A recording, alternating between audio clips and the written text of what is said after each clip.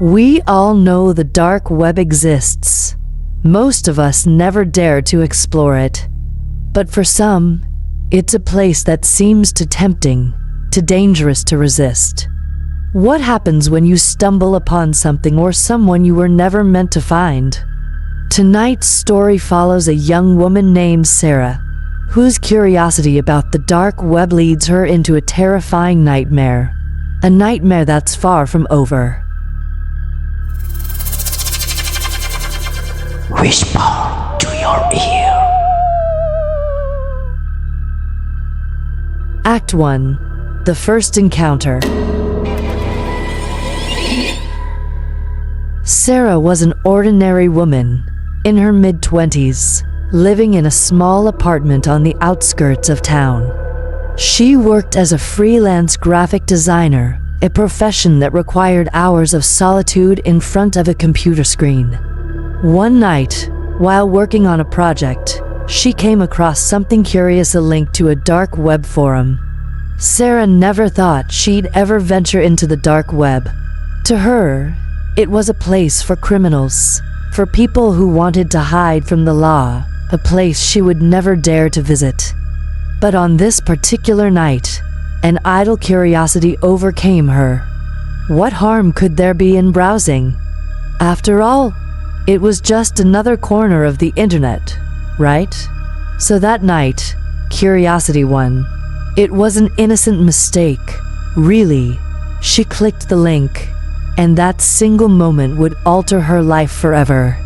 The page loaded, displaying strange forums filled with cryptic posts and bizarre topics. Sarah was about to log off when a post caught her eye. "I know who you are. I'm watching." It seemed like a joke, nothing more than a dark web prank. The messages were strange, but the more she read, the more unsettling it became. They weren't just random threats. They included details about her life, her favorite coffee shop, the subway station she always took, even the time she arrived at work each morning. The final line sent chills down her spine. "I can see you right now." She laughed it off, dismissing it as a sick prank. But deep down, a nagging feeling told her it was more than just a joke. Something wasn't right.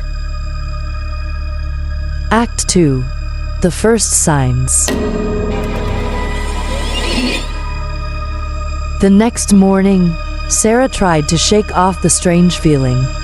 But as she sat at her favorite cafe, her phone buzzed with a new message. It was from an unknown number. The message was simple. "I saw you at the coffee shop today.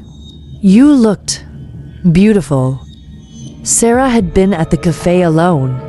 No one knew she'd be there. Yet, this person, whoever they were, had seen her. The message came minutes after she left. It was impossible. She felt a presence. Someone was watching her. Was it the same person from the dark web forum? Was she being stalked? But how could that be possible? It was a dark corner of the internet. How could it connect to her real life? The feeling of being watched became overwhelming. Every time Sarah left her apartment, she felt eyes on her. Everywhere she went, she couldn't shake the feeling that someone, somewhere, was always there. Act 3. The Deepening Terror. The messages kept coming, each one more personal, more invasive than the last. But one night, Sarah received something different. This time, there was an attachment, an image. She clicked it, her stomach twisting with dread. It was an image of her own apartment, taken from the alleyway behind her building. The photo was recent. It had been taken while she was sitting in her living room earlier that evening. Someone had been watching her. But how? How could they have known? Panic set in. She looked around her apartment, checking every room. But everything seemed normal. No sign of a break-in. No evidence that anyone had been inside. Yet, the fear wouldn't go away. Someone was out there, watching her. That's when it happened. She discovered surveillance footage. It was black and white, grainy. It was footage of her apartment, of her daily life, her movements, her routine. Every moment captured from hidden cameras planted inside her own home. It was like a sick game, and she was the victim. Her privacy had been invaded in ways she couldn't fathom. And now, the person stalking her was in control. They were watching her every move. They knew everything. Act 4. The Desperate Escape. Her sense of security shattered. Sarah realized the depth of her situation. She wasn't just being stalked. She was being hunted. And the worst part, whoever was behind this was close to close. She could feel them getting closer every day. Every sound outside her window, every flicker of light, every shadow in the distance. Sarah's mind raced. Was he out there? Was he standing in the dark, just waiting for her to make a move? Terrified, she fled her apartment in the dead of night, hoping to escape the nightmare that had become her reality. But even as she ran, she couldn't shake the thought. Was it too late? Had the darkness already found her?